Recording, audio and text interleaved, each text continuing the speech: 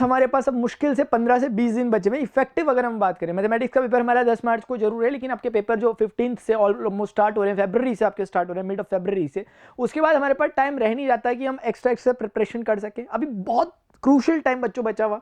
इस चीज़ को आप समझ गए होंगे, नहीं समझे तो अभी एटलीस्ट समझ जाओ, क्योंकि एग्जामिनेशन जैसे 10 तारीख को ऑलमोस्ट हमारे पास 10 दिन का गैप जरूर है मैथमेटिक्स के लिए। लेकिन ये मत सोचना कि इस चैप्टर को हम उस समय कर लेंगे, उस चैप्टर को उस समय कर लेंगे, अपनी नई स्ट्रेटेजी उस समय बनाएंगे। वो समय सिर्फ ये रहेगा कि जो कुछ आपने पढ़ा लिखा है उसी को समेटने का समय रहेगा, वो वाला। तो अभी भी बचे हुए जो 5, 10, 15 दिन हमारे पास इफेक्टिवली जो बचे हुए, मतलब जो प्योर हमारे पास डेज बचे हुए हैं, उनको यूटिलाइज करें। सबसे पहली चीज जो मैं बोलना चाहता हूं मेरे स्टूडेंट्स को, ये कि ये सोचो कि कल एग्जाम है, तो आप आज क्या पढ़ रहे होगे। एक बार इसको ऐसे सोचो, रिवर्स तरीके से सोचने की कोशिश करो। जैसे कल आपका एग्जाम है, तो आज आप क्या पढ़ रहे होगे। मैंने इसको बहुत बार सोचने की कोशिश की है, जब मैं अपने पेपर में रहता था ना, मुझे लास्ट टाइम समझ में आता था, भाई अब क्या करूं, कल तो एग्जाम है। तो बच्चों उस समय हम क्या पढ़ रहे होंगे। आपने हो सकता है अभी इससे पहले आरएस पढ़ी हो, आरडी पढ़ी हो, आप एग्जाम्पलर बुक अलग पढ़ी हो, एनसीईआरटी की बुक अलग पढ़ी हो, प्रीवियस ईयर क्वेश्चंस अलग देखो, लेकिन इतना सारा कैसे कर लोगे। लास्ट डे की मैं बात कर रहा हूं। तो इसीलिए हमें क्या करना है, अभी वो समय आ चुका है, जो जो आपने फसलें काटी हुई थी ना, उन्हें समेटने का समय आ चुका है। मतलब जो जो क्वेश्चन है ना, फटाफट से अब एक बार लास्ट टाइम रिवीजन करना चालू करो। जो जो बुक्स आपने साल भर पढ़ी थी उनसे लास्ट टाइम रिवीजन करना चालू करो, और उसमें देखो कि एक क्वेश्चन, फॉर एग्जाम्पल आपने कोई एक क्वेश्चन देखा, उस क्वेश्चन पे मार्क कर लीजिए अगर आपको लगता है इंपॉर्टेंट क्वेश्चन है। फॉर एग्जांपल कोई एक्सरसाइज है, उस एक्सरसाइज में मान लेते हैं 20 क्वेश्चंस है, 20 क्वेश्चंस में से 5 ऐसे क्वेश्चंस है जो बार बार ले दे करके आप उसमें कुछ ना कुछ मिस्टेक कर रहे हो। तो इन क्वेश्चंस पे एस्टेरिस्क एक सिंबल लगाएं, यानी कि एक स्टार का सिंबल लगाएं। इससे क्या होगा कि अब ये एक्सरसाइज में आपके लिए 20 क्वेश्चन नहीं रह गए, अब आपके लिए इस एक्सरसाइज में सिर्फ 5 क्वेश्चन रह गए जो आपको करने हैं लास्ट टाइम रिवीजन में। इससे होता है क्या है मैं बताता हूं। जैसे आप मान लिया फ्रेश तरीके से आज पढ़ने बैठे मैथमेटिक्स, आपने बोला आज मैं फ्रेश तरीके से मैथमेटिक्स पढ़ूंगा, ट्रिग्नोमेट्री। अब आप ट्रिग्नोमेट्री पढ़ने बैठ तो गए बच्चों, लेकिन अब आप वही क्वेश्चंस को बार बार कर रहे हो जो कि आप कर लेते हो, जो कि आपको कभी भी दें तो आप कर लेते हो, आप उसमें कभी भी गलत नहीं होते। अब उन्हीं क्वेश्चंस को बार बार प्रैक्टिस करने का कोई सेंस नहीं होता।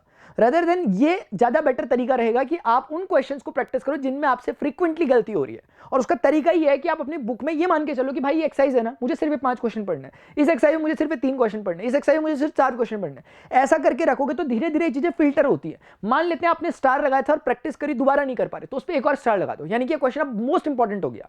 अब 5 में से मैं 5 क्वेश्चन नहीं पढ़ूंगा लास्ट दिन, मैं सिर्फ 3 क्वेश्चन पढ़ूंगा, ये डबल स्टार वाले या ट्रिपल स्टार वाले। ये एक तरीका होता है, इफेक्टिव वे होता है रिवीजन करने का, अपनी तैयारी को करने का, ये एक बेस्ट तरीका होता है बच्चों। अब अगली बात, अभी क्या समय आ गया कि आपने इस दौरान आपके टीचर्स ने आपकी प्रैक्टिस कराई होगी। मैंने भी इवन यूट्यूब में आपको हॉट्स कैटेगरी के क्वेश्चंस कराए थे, कुछ ऐसे क्वेश्चंस कराए थे जो अप टू दी लेवल थे। मैं कराते कराते बोलता था कि इसे मैथमेटिक्स के पर्पस से हम जरूर कर रहे हैं, लेकिन ये एग्जामिनेशन पॉइंट ऑफ व्यू से इतने इंपॉर्टेंट नहीं है, क्योंकि वो एक higher order thinking skills question है, इतना हाई थिंकिंग नहीं पूछता कई बार बोर्ड। तो ऐसा मैं भी कहता था, ऐसे आपके पास भी कई क्वेश्चन होंगे।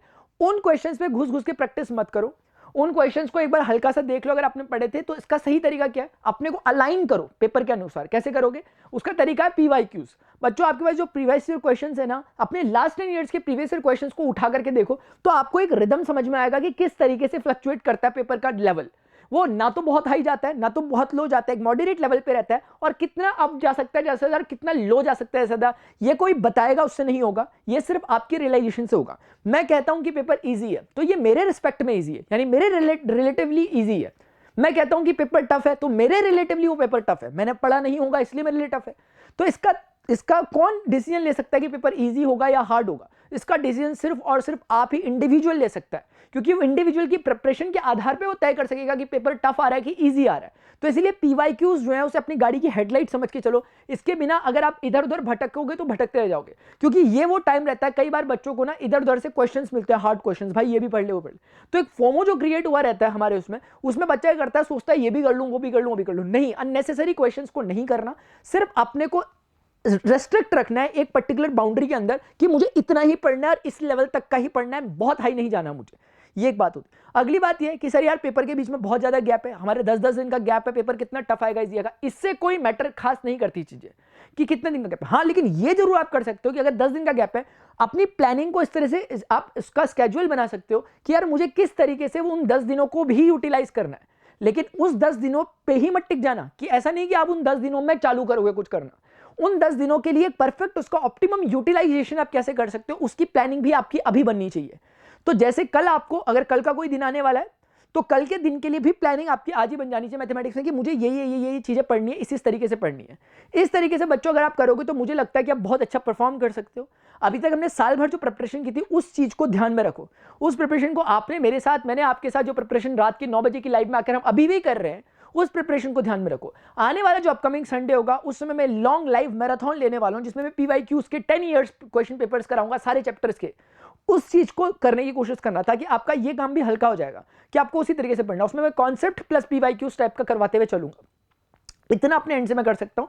बाकी मुझे पूरा भरोसा है जो बच्चा ईमानदारी के साथ पढ़ रहा है, चीज़ों में अपने एफर्ट्स डाल रहा है, वो एफर्ट्स बच्चों कभी भी बेकार नहीं होते, वो आपको जरूर रिटर्न में गिफ्ट जरूर देकर जाएंगे।